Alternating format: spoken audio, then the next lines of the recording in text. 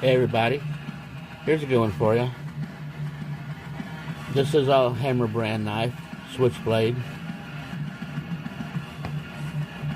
This is the lock here.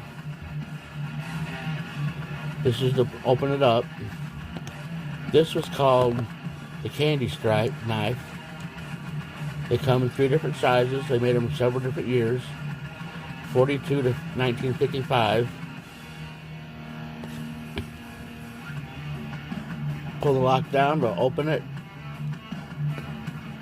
It still works really good for that old of a knife. It's a dandy little knife. I've had it for years. But there you go.